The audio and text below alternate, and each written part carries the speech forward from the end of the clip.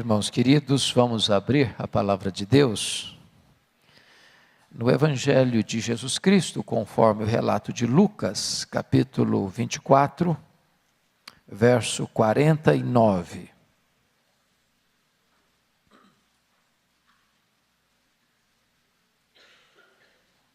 Lucas 24, 49.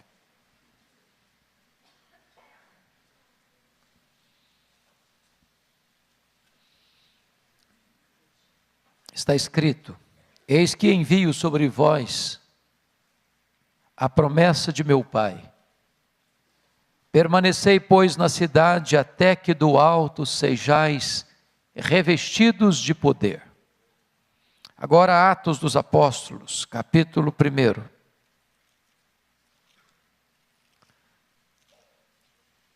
Versos 4 a 8. Jesus já havia ressuscitado, e antes de ir aos céus, está escrito: e comendo Jesus com eles, com os discípulos, determinou-lhes que não se ausentassem de Jerusalém, mas que esperassem a promessa do Pai, a qual disse ele: de mim ouvistes. Porque João, na verdade, batizou com água, mas vós sereis batizados com o Espírito Santo, não muito depois destes dias. Então os que estavam reunidos lhe perguntaram: Senhor, será este o tempo em que restaures o reino a Israel? Respondeu-lhes: não vos compete conhecer tempos ou épocas que o Pai reservou pela sua exclusiva autoridade, mas recebereis poder ao descer sobre vós o Espírito Santo. E sereis minhas testemunhas, tanto em Jerusalém como em toda a Judeia e Samaria, e até os confins da terra. Agora, capítulo 2, versos de 1 a 4. Ao cumprir-se o dia de Pentecostes, estavam todos reunidos no mesmo lugar. De repente veio do céu um som como de um vento impetuoso, e encheu toda a casa onde estavam assentados. E apareceram distribuídas entre eles línguas como de fogo, e pousou uma sobre cada um deles. Todos ficaram cheios do Espírito Santo, e passaram a falar em outras línguas, segundo o Espírito lhes concedia que falassem. Verso 11. Tanto judeus como prosélitos, cretenses e arábios, como os ouvimos falar em nossas próprias línguas as grandezas de Deus. Irmãos, nesta noite eu gostaria de conversar um pouco com vocês sobre o poder do Espírito Santo. E eu estou convencido, e vocês certamente também, de que o Pentecostes foi certamente o maior acontecimento na história da igreja, depois da morte e da ressurreição do Senhor Jesus Cristo. Foi ali, historicamente, que o Espírito Santo foi derramado, em cumprimento à promessa do Pai, para ficar para sempre com a sua igreja. O derramamento do Espírito Santo trazendo poder, acontece exatamente porque os discípulos obedecem à orientação de Jesus: permanecei na cidade, até que do alto sejais revestidos de poder. Porque antes de enviar a igreja ao mundo, Jesus Cristo enviou o Espírito Santo à igreja. E esta ordem não pode ser invertida. Esta espera foi uma espera obediente. Esta espera foi uma espera perseverante. Esta espera foi uma espera cheia de expectativa, a expectativa do revestimento de poder. Diz o capítulo 1, versículo 14 de Atos, que todos estes perseveravam unânimes em oração, com as mulheres, com Maria, mãe de Jesus, e com os irmãos dele. Notem vocês que não foram alguns, mas todos. E todos perseveravam, mas todos estavam unânimes, sintonizados no mesmo canal, desejosos da mesma experiência, aguardando o mesmo revestimento de poder, sintonizados na mesma obediência à orientação de Jesus para o recebimento do mesmo poder, o poder do Espírito Santo de Deus. Esses 120 estão unidos, coesos, unânimes, perseverando na busca do mesmo ideal, serem revestidos com o poder do Espírito Santo. O que aconteceu então naquele dia histórico, memorável do Pentecostes? Eu gostaria de destacar duas verdades soleníssimas. A primeira delas, a experiência pessoal do enchimento do Espírito Santo. Notem comigo o que está escrito no capítulo 2, versículo 4. Todos ficaram cheios do Espírito Santo. Agora preste atenção numa coisa, amados. É muito importante entender isso. Aqueles discípulos que estão no cenáculo aguardando o enchimento do Espírito Santo, eles já eram crentes, eles já eram salvos. Consequentemente, eles já tinham o Espírito Santo. Notem vocês que foi o próprio Jesus quem disse que eles já estavam limpos. Foi o próprio Senhor Jesus que disse que todos aqueles que o Pai havia lhe dado, ninguém havia perecido, exceto Judas Iscariotes, o filho da perdição. Aqueles 120 que estavam lá já possuíam o Espírito Santo, porque a Bíblia é clara e categórica em afirmar que ninguém pode pertencer a Cristo a não ser pela obra do Espírito Santo. Ninguém pode ser crente a não ser que tenha nascido de novo da água e do Espírito. Se isso não bastasse, o próprio Jesus Cristo, depois de ressuscitado, soprou sobre eles o Espírito Santo e disse: recebei o Espírito Santo. Portanto, eles já tinham o Espírito Santo, eles já eram habitados pelo Espírito Santo, mas eles ainda não estavam cheios do Espírito Santo. Uma coisa é ter o Espírito Santo presente, outra coisa é ter o Espírito Santo presidente. Uma coisa é ter o Espírito Santo em nós, ser habitados pelo Espírito. Outra coisa é ser cheio e revestido com o poder do Espírito Santo. E eu gostaria de hoje pensar com você, fazendo-lhe essa pergunta muito particular, muito pessoal. Você que está aqui, que é crente, que é salvo pela graça, que já foi lavado no sangue do Cordeiro, que tem o seu nome escrito no livro da vida, você está cheio do Espírito Santo? Há provas disso na sua vida? Há evidências disso na sua vida? Há sinais disso na sua vida? Porque ser cheio do Espírito Santo não é uma opção nossa, é uma ordenança do Senhor Jesus Cristo. É uma orientação clara e um imperativo absoluto que Paulo dá em Efésios 5,18. Não vos embriagueis com vinho no qual há dissolução, mas enchei-vos do Espírito. E esse verbo está no presente contínuo, dizendo o seguinte, que ontem você pode ter sido cheio do Espírito Santo, mas hoje você precisa ser cheio de novo, porque a plenitude de ontem não serve para hoje. Agora notem comigo, o que acontece nessa experiência? Olha o capítulo 2 comigo. Ao cumprir-se o dia de Pentecostes, estavam todos reunidos no mesmo lugar. De repente veio do céu um som, como de um vento impetuoso, e encheu toda a casa onde estavam reunidos. Notem vocês que o Espírito Santo vem na semelhança de um vento, como um vento impetuoso. E o vento é um símbolo do Espírito. E foi o próprio Jesus Cristo quem disse isso, que os ventos sopram onde quer. Ouves a sua voz, não sabes de onde vem, nem para onde vai. Assim é aquele que é nascido do Espírito. E quando Jesus lança mão desta figura, desta imagem, deste emblema do vento, para ilustrar a obra do Espírito Santo, ele está nos ensinando algumas lições. Primeiro, o Espírito Santo de Deus é livre, ele sopra onde quer. Ele não pode ser comandado, ele não pode ser dirigido, ele não pode ser coordenado pelo homem, ele é livre. Ele é livre, ele sopra onde quer. Ele sopra onde você jamais soprou. Ele sopra onde você jamais esperaria que ele soprasse. Ele sopra e ninguém pode resistir ao sopro do Espírito Santo de Deus, porque além de livre, ele é soberano. Ele é soberano, Ele sopra numa cadeia, Ele sopra numa escola de samba, Ele sopra num campo de futebol, Ele sopra numa boate, Ele sopra no bar da esquina, Ele sopra num terreiro de macumba, Ele sopra lá no hospital, Ele sopra na praça, na rua, aqui na igreja, dentro da sua casa, no leito de um hospital. Ele é soberano, Ele sopra onde quer, mas Ele é misterioso. Você não administra o Espírito Santo, você não domestica o Espírito Santo. Ele é livre e Ele é soberano. E Ele vem, diz o texto, como um vento impetuoso, irresistível. Mas notem comigo, por gentileza, versículo 3. E apareceram, distribuídas entre eles, línguas como de fogo.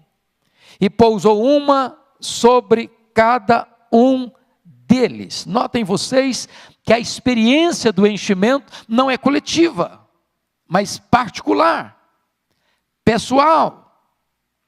E desta forma, irmãos, a plenitude do Espírito Santo é para pessoas, é para indivíduos, é para você, é para mim. Estas línguas como de fogo pousaram, mas não pousaram no ambiente geral, não pousaram na coletividade, uma sobre cada um deles. Agora notem. O Senhor Jesus Cristo, através do seu precursor João Batista, foi categórico em afirmar, quando as pessoas queriam fazer dele o Messias: porventura tu não és o Cristo? E João Batista disse para as multidões: eu batizo com água, mas aquele que vem depois de mim é mais poderoso do que eu. E Ele vos batizará com o Espírito Santo e com fogo. Se você olhar a história bíblica, Deus se revelou através do fogo. Foi assim lá na sarça ardente, no Monte Sinai. Foi assim lá no Monte Carmelo, com o profeta Elias. O fogo de Deus veio, consumiu o holocausto. Foi assim quando Salomão estava consagrando o templo. A presença de Deus veio como fogo. A Bíblia diz, e as Escrituras nos informam, que o trono de Deus é fogo, que Deus é fogo, que a palavra de Deus é fogo, que Ele faz dos seus ministros labaredas de fogo. E agora o Espírito Santo vem como línguas como de fogo, porque Jesus veio e a promessa de que Ele viria e batizaria com o Espírito Santo e com fogo. É claro que esse texto é um texto que dá margem para alguns e outros estudiosos dizerem que não, que batismo com o Espírito Santo é uma coisa e que batismo com fogo é o oposto de batismo com o Espírito Santo. Mas notem vocês que o texto não está dizendo Ele vos batizará com o Espírito Santo ou com fogo, mas Ele vos batizará com o Espírito Santo e com fogo. De tal maneira que as mesmas pessoas recebem tanto um quanto o outro. E aí me leva a uma ideia feita por Edwin Orr. Edwin Orr esteve aqui no Brasil no centenário do presbiterianismo. Talvez foi a pessoa, pelo menos que naquela época, mais conhecia e pregava sobre avivamento na história da igreja. E Edwin Orr relata um fato curioso, que ele estava pregando um grande culto de praça pública, uma grande multidão, e ele tem uma atitude que gera inicialmente muita estranheza, porque ele chama 2 pastores à frente. Um pastor aspersionista, como um presbiteriano, por exemplo, e um pastor imersionista, como o irmão pastor Batista, por exemplo. E aí na frente de toda aquela multidão, ele perguntou para os pastores assim: qual de vocês usa mais água no batismo? Gerou um constrangimento no auditório. Era uma pergunta impertinente, era uma pergunta que gerava uma espécie de constrangimento público para aqueles 2 ministros do Evangelho. E antes que o desconforto pudesse ser gerado, ele respondeu: não importa a quantidade de água que vocês usam no batismo, a língua continua seca. Nós precisamos de um batismo de fogo, porque só o fogo pode entrar para suas entranhas e purificar você. Quando você trata do batismo com fogo, você está pensando em 4 coisas. Primeiro, o fogo ilumina. Segundo, o fogo aquece. Terceiro, o fogo purifica. Quarto, o fogo alastra. Nós precisamos deste revestimento e deste poder. Deste poder. Aliás, quando você vai estudar as Escrituras, lá no livro de Levíticos, capítulo 6, 5 vezes aparece lá a exortação, a instrução, para não deixar o fogo apagar sobre o altar. Porque o fogo tem 2 características, ou ele alastra, ou ele apaga. Para que o fogo continue aceso no seu coração, é necessário você manter o combustível do fogo. Alimentar o fogo, porque senão ele apaga. Há muitos crentes, meus irmãos, que hoje estão como que cobertos de cinzas. Houve um tempo na sua vida que houve fogo, houve um tempo na sua vida que houve fervor, houve um tempo na sua vida em que havia amor por Jesus, alegria na presença de Deus, delícia na oração, prazer no louvor, paixão pelo Evangelho, alegria em falar de Jesus Cristo. Esta chama foi apagando, foi ficando uma chama bruxuleante, e de repente esse fogo apagou, e essas brasas se tornaram um carvão cheio de cinzas e coberto de cinzas. Por isso o apóstolo Paulo diz para Timóteo: Timóteo, reavive, meu filho, o dom que há em você. E a palavra reavivar aí é o uso de foles para acender as brasas, para levantar o fogo, para aquecer novamente, para trazer fogo de novo. Nós precisamos deste fogo do Espírito Santo de Deus. E eu não estou falando de fogo estranho. E eu não estou falando de fogo fátuo, eu não estou falando de fogo plástico, eu não estou falando de fogo produzido pela terra, eu não estou falando de fogo produzido pelo homem, eu estou falando do fogo do Espírito Santo de Deus, que aquece, que inflama, que purifica e que alastra para a glória de Deus. O general William Booth insistia com o seu povo: a tendência do fogo é apagar-se, vigie o fogo no altar do seu coração. Irmãos, nós precisamos de uma igreja inflamada, quentinha, viva, cheia do fogo do Espírito de Deus. Às vezes eu olho para alguns crentes, parece mais uma barra de gelo do que uma fornalha acesa. Parece mais uma barra de gelo conservando o religiosismo, quando na verdade nós devemos ter o coração aquecido. Perguntaram certa feita para Dwight Lyman Moody, ou Moody, como é que começa um avivamento na igreja? Ele diz o seguinte: você quer começar um avivamento na igreja? Acenda uma fogueira no púlpito. O crente precisa ter fogo no coração, fogo de fervor, de entusiasmo, de alegria, de paixão pela obra de Deus, de zelo pela glória de Deus. Precisamos de línguas como de fogo, amados irmãos. Não basta você arrumar a lenha, não basta você colocar a oferta no altar, é preciso que o fogo venha. E quando o fogo desce, o povo cai de joelhos clamando: só o Senhor é Deus, só o Senhor é Deus, só o Senhor é Deus. Mas a segunda coisa que eu gostaria de tratar nesse texto, irmãos, não é apenas a plenitude do Espírito Santo, mas o revestimento de poder. Revestimento de poder. E é isso que Jesus prometeu. Em Atos 24, 49. Permanecei na cidade até que do alto sejais revestidos de poder. Pois foi exatamente isso que Jesus reafirma em Atos 1. Versículos 4 e 5, determinou-lhes que não se ausentassem de Jerusalém, mas que esperassem a promessa do Pai, a qual disse ele: de mim ouvistes, porque João na verdade batizou com água, mas vós sereis batizados com o Espírito Santo.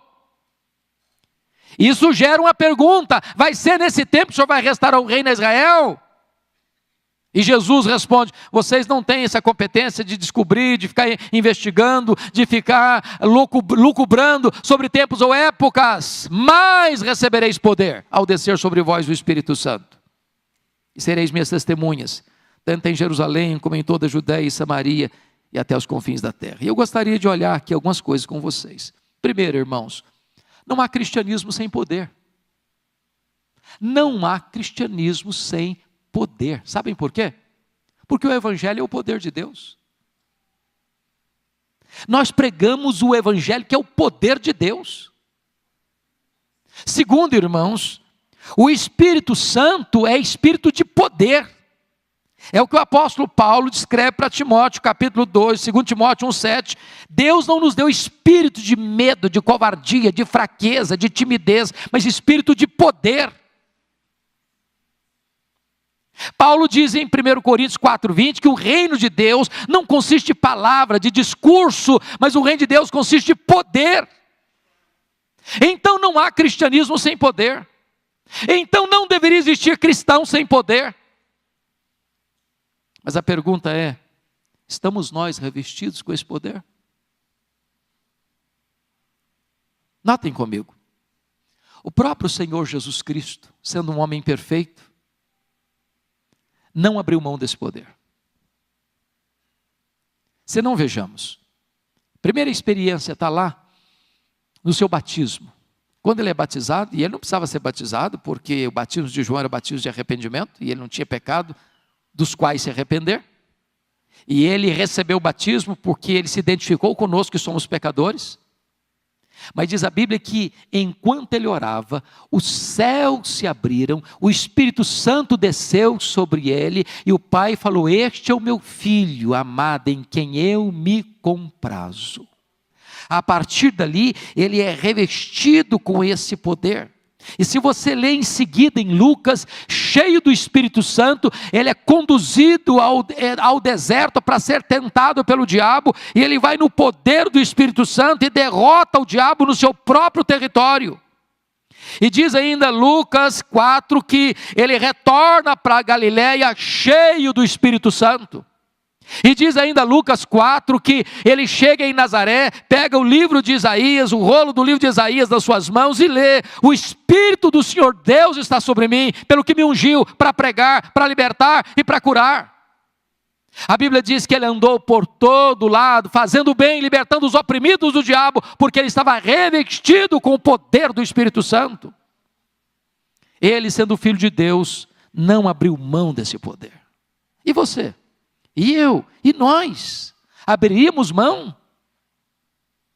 Notem comigo, os discípulos não poderiam abrir mão, porque é uma ordem expressa de Jesus: permanecei na cidade, até que sejais revestidos de poder.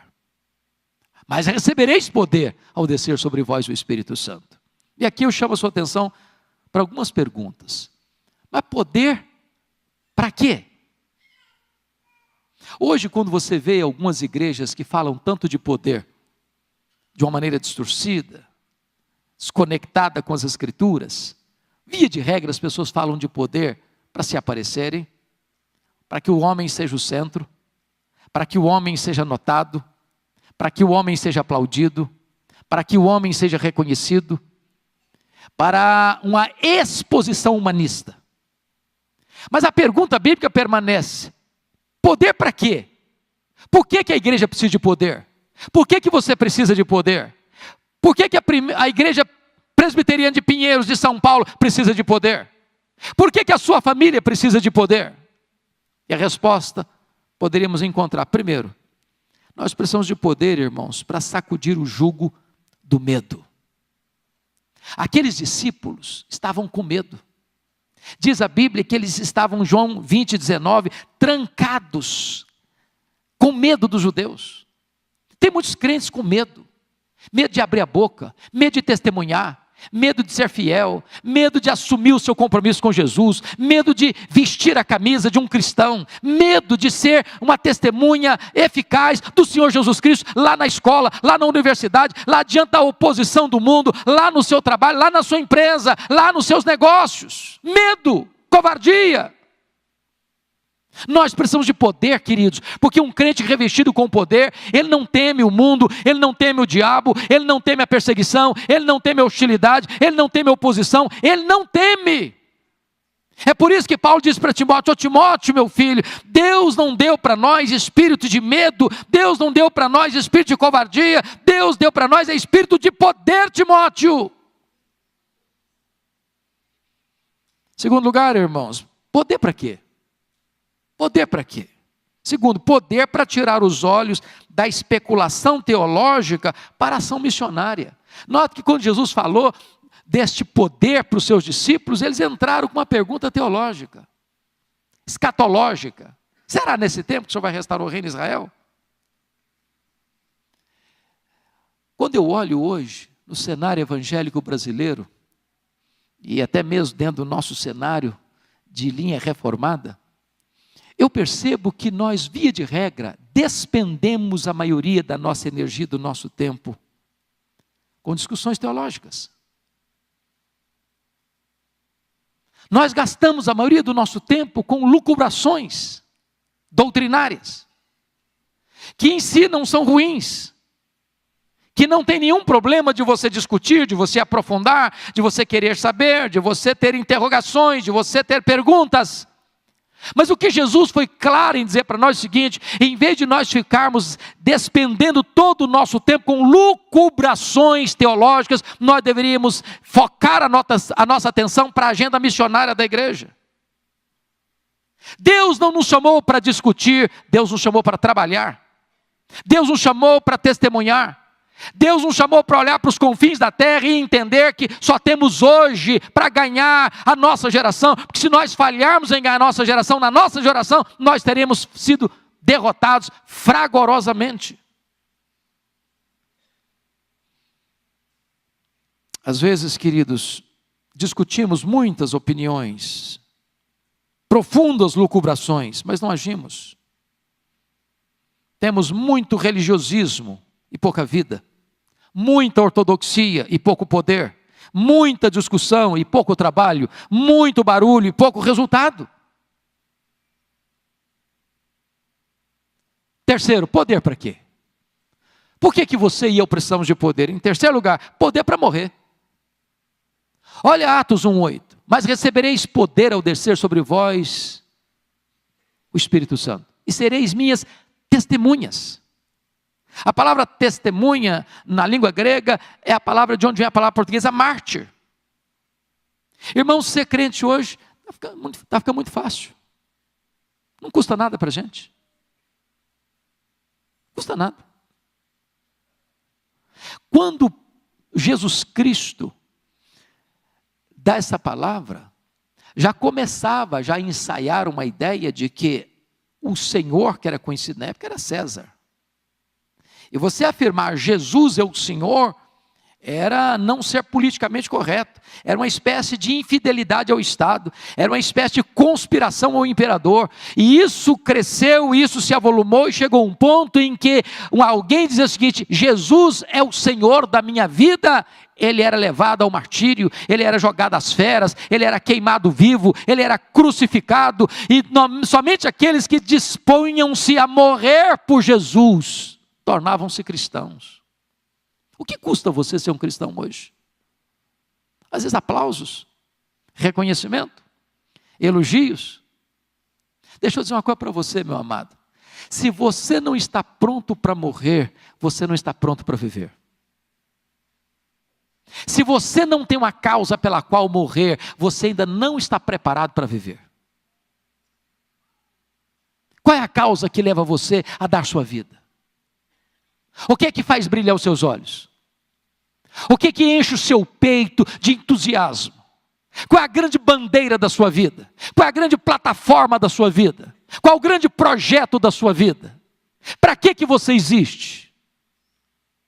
A não ser que você tenha a disposição de dar a sua vida, como Estevão deu a sua, como Paulo deu a sua, como Perpétua deu a sua, como tantos mártires do cristianismo se dispuseram a morrer, nós não teremos vivido de modo digno do crucificado.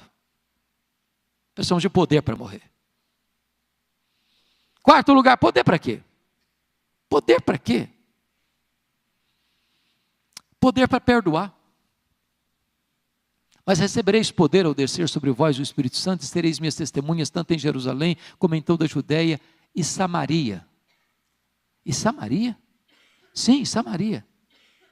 Preste bem atenção nisso comigo, por favor.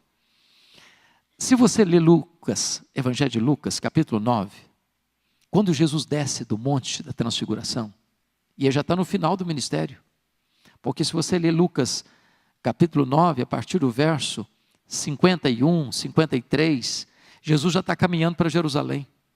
e caminhando para a cruz. Todo mundo lia isso no rosto dele. E aí Jesus tem que passar pela aldeia dos samaritanos. Sabe o que aconteceu? Os samaritanos não quiseram receber Jesus. Aí Tiago e João, que eram irmãos, disseram assim para Jesus: Senhor, o senhor quer que a gente manda descer fogo do céu sobre esse povo? E preste atenção que o fogo que eles estavam querendo lá não era fogo do Espírito Santo, não. Era fogo de destruição. Em outras palavras, o senhor quer que a gente elimine esse povo? Que esse povo morra? Aí o que acontece? Jesus vai para Jerusalém. Jesus morre na cruz. 3 dias depois Jesus ressuscita. 40 dias Jesus fica entre eles. Jesus vai para o céu. 10 dias depois Jesus derrama o Espírito Santo.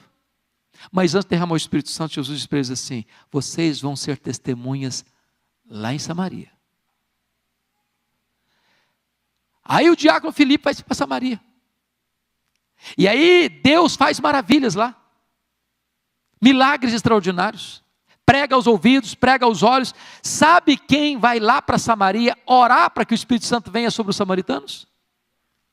João, que estava dias antes dizendo assim: Senhor, quer que a gente destrua? Agora, dias depois, ele está dizendo: Senhor, manda o Espírito Santo. Manda o Espírito Santo. Você precisa de poder para perdoar. Perdoar aqueles que um dia você queria que eles morressem. Perdoar aqueles que um dia você queria que se acabassem. Perdoar aqueles que um dia você queria ser o agente da destruição deles. Sem poder não tem perdão, meus irmãos. Sem perdão, sem poder tem mágoa. Sem perdão tem ranço. Sem perdão tem divisão. Sem perdão tem separação. Sem perdão tem muralha levantada entre as pessoas. Mas quando o Espírito Santo vem, ele quebra barreiras, ele derruba mágoa, ele derruba ranço, ele derruba amargura, ele derruba ressentimento. Quando o Espírito Santo vem, você se reconcilia, você ama, você abençoa, você ora, você quer que as pessoas sejam salvas, você quer que as pessoas sejam alcançadas pela plenitude do Espírito Santo, que um dia encheu também a sua vida. Nós precisamos do poder do Espírito Santo para perdoar. Poder do Espírito Santo para quê, irmãos? Para quê? Notem comigo, 5º lugar, poder do Espírito Santo para falar de Cristo com intrepidez. Eu faço um desafio para você e eu vou ler alguns versículos só para a gente não ficar com dúvidas sobre isso. Uma conexão em Atos dos Apóstolos com o enchimento do Espírito Santo e pregação intrépida da palavra. Agora eu vou fazer uma pergunta para você: você tem pregado a palavra com intrepidez? Qual foi a última vez que você pregou a palavra com intrepidez? Mas eu não sou pastor da igreja. Quando aqueles crentes foram dispersos por causa da perseguição com a morte de Estevão, diz a Bíblia que, exceto os apóstolos, todos foram dispersos. E todos, ao serem dispersos, não saíram murmurando, não saíram amaldiçoando, não saíram invocando juízo de Deus sobre aquelas pessoas que tomaram seus bens, que saquearam as suas propriedades, que expulsaram-nas de casa e da sua terra, e da sua casa, e da sua vila, e da sua cidade, mas saíram todos pregando a palavra de Deus. Pregando a palavra de Deus. Então, veja comigo, por favor, essa conectividade. Vamos ver. Primeiro, dá uma olhadinha aí comigo, capítulo 1, versículo 8. Vamos juntos?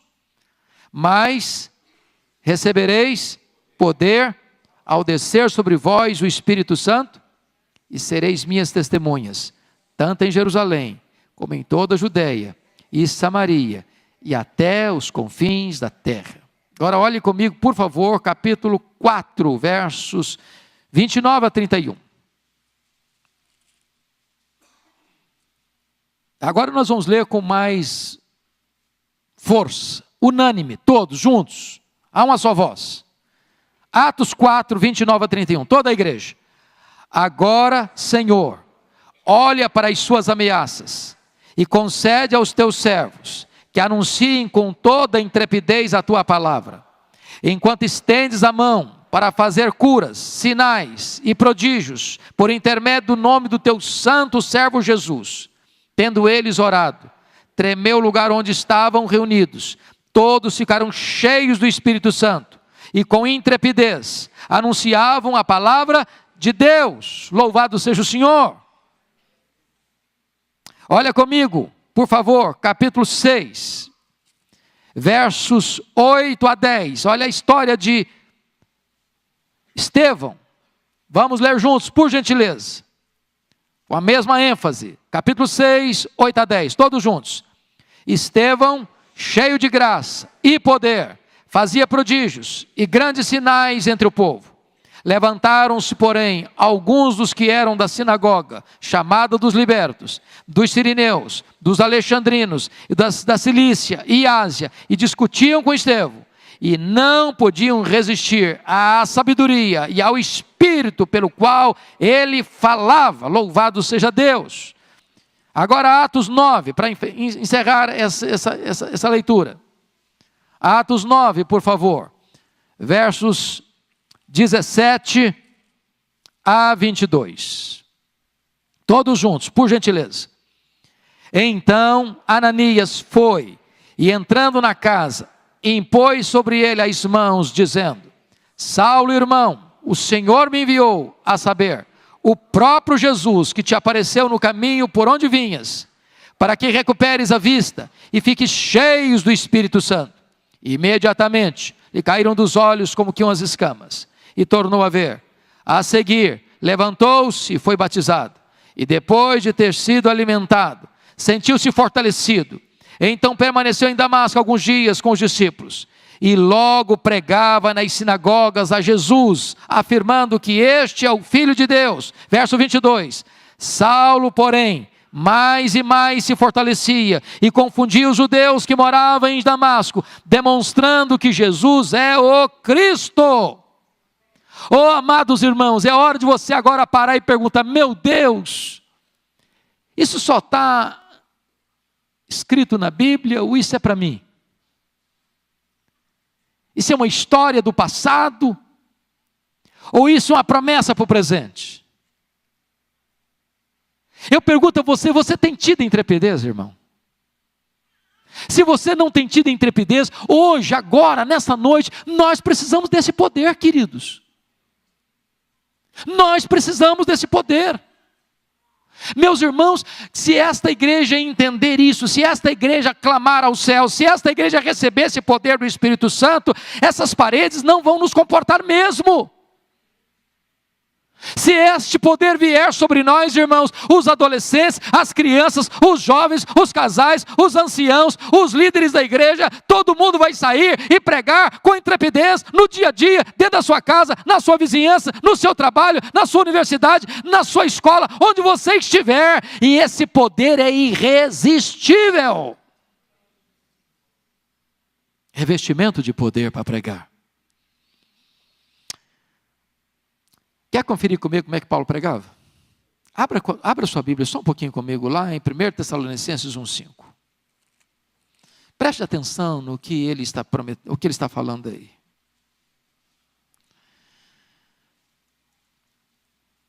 Eu queria que a igreja toda lesse comigo. 1 Tessalonicenses, capítulo 1, versículo 5. Toda a igreja. Há uma só voz, vamos ler. Porque o nosso evangelho não chegou até vós tão somente em palavra, mas sobretudo em poder, no Espírito Santo e em plena convicção, assim como sabeis ter sido o nosso procedimento entre vós e por amor de vós. Meus amados, vocês precisam orar pelos pregadores. Ore pelo pastor Ival, ore por mim, ore pelos pastores da igreja. Alguém já disse que banco sem oração é púlpito sem poder.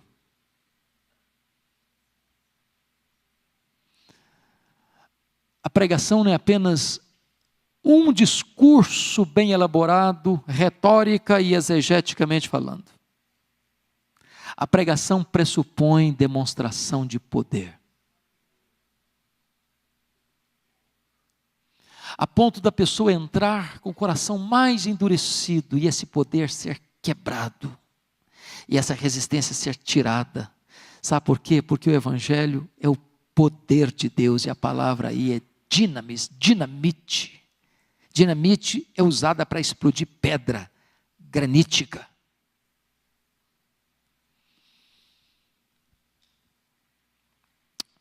Quando George Whitefield foi ordenado ao sagrado ministério, com 20 anos de idade, ele, antes de pregar o seu primeiro sermão, ele orou a Deus e jejuou durante 2 dias. E no seu primeiro sermão, depois de pregar, reuniu-se uma comissão para despojá-lo do ministério. Porque 15 pessoas no auditório foram profundamente comovidas, a ponto de chorar e soluçar em voz alta. E eles acharam aquilo muito estranho, porque eles não estavam acostumados com aquelas coisas. E aí um pastor mais experiente, mais maduro, disse: meus irmãos, nós estamos pregando há tanto tempo e não acontece nada. E esse jovem prega, e há essa comoção e essa convulsão, deixa o homem pregar. E ele pregou 35 anos. 3 a 5 vezes por dia. Para auditórios de até 80 mil pessoas sem microfone. O maior fenômeno do mundo em pregação ao ar livre. Nunca na história nenhum homem pregou como George Whitefield. Todo dia, 3 a 5 vezes por dia, para auditórios de 2.000 a 80 mil pessoas. Com o poder do Espírito Santo. John Wesley, depois de anos de trabalho missionário, reconheceu que ele era apenas um crente nominal. Apenas um crente nominal. É estranho dizer isso, não?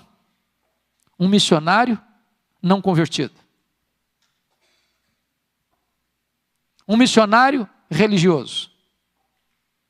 Um missionário que aprendeu os clichês, os cacuetes. E ele converte-se a Cristo no dia 24 de maio de 1738, num culto dos morávios, na Aldersgate Street, em Londres. Nesse mesmo ano, ele desejou uma experiência mais profunda com Deus. E na madrugada de 31 de dezembro, já 1º de janeiro de 1739, às 3 horas da madrugada, ele, seu irmão Carlos, George Whitefield, mais 60 irmãos, prosseguiram naquela vigília de oração, até às 3 horas da madrugada, quando o Espírito Santo foi derramado com grande graça e poder sobre eles. Eles ficaram cheios do Espírito Santo. Eles sacudiram a Inglaterra. Eles experimentaram um poderoso avivamento. Ele pregou mais 52 anos depois desse revestimento. Ele morreu no dia 2 de março de 1791. E os historiadores dizem que muitas vezes ele ia pregar nas minas de carvão.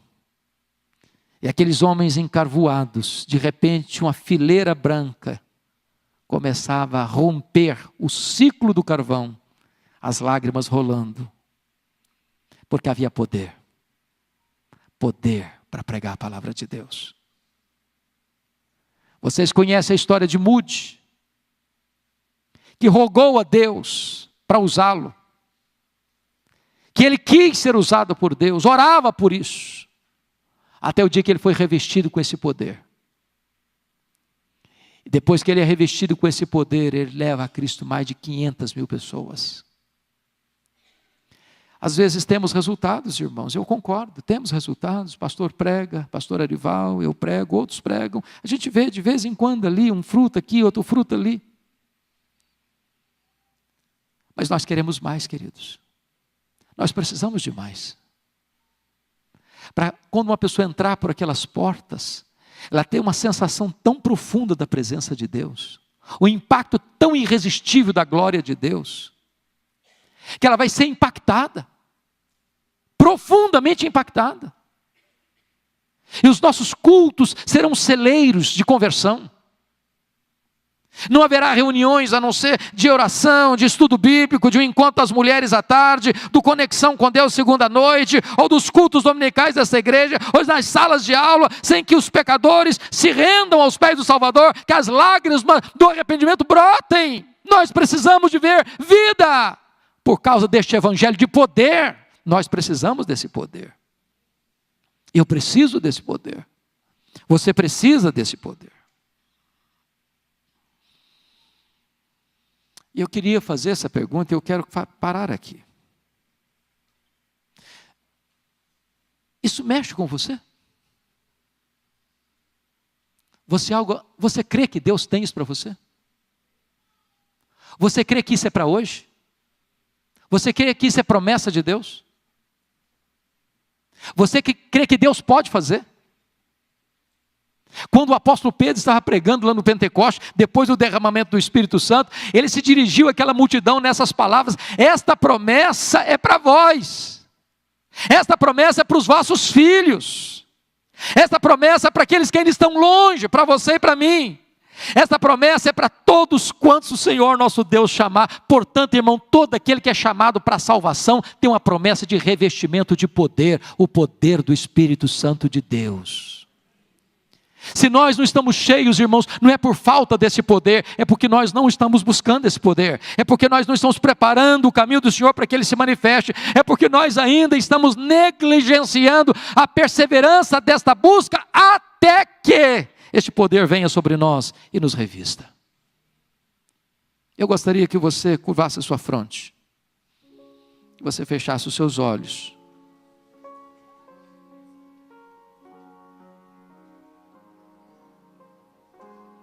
Que você sondasse agora mesmo o seu coração. E a pergunta é essa: você está cheio do Espírito Santo? Você foi revestido com o poder do Espírito Santo? Do que você está cheio? O que encanta o seu coração? O que faz os seus olhos brilharem? Qual o grande anseio da sua alma? Qual o grande projeto da sua vida?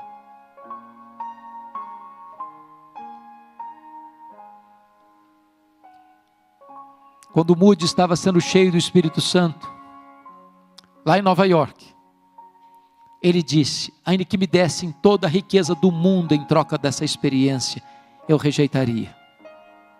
Nem sucesso, nem fama, nem dinheiro, nem riqueza, nem projeção social, nem aplauso dos homens substitui a glória dessa experiência, ser cheio do Espírito Santo, ser revestido com o poder do Espírito Santo. Se você anseia por isso, de todo o seu coração, se você hoje quer colocar sua vida nas mãos do Deus vivo: Senhor, eu quero ser cheio, eu preciso ser cheio, mas talvez tenha coisa para ser retirada, porque se existe uma lei da física que dois corpos não podem ocupar o mesmo espaço ao mesmo tempo, é hora de você dizer: meu Deus, o que é que está impedindo a plenitude do Espírito Santo na minha vida? Tenha coragem de romper com isso, tenha coragem de largar práticas de pecado, tenha coragem de romper com aquilo que está impedindo a plenitude do Espírito Santo, obstruindo o caminho da plenitude, impedindo que essas torrentes venham sobre a sua vida.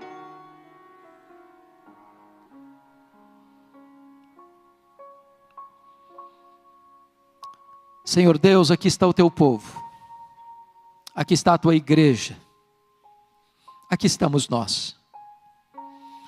Ah, Senhor, nós tantas vezes olhamos para o nosso coração e parece que esta vinha está murcha, devastada. Mas o que oramos nesta noite, Senhor, restaura a tua vinha.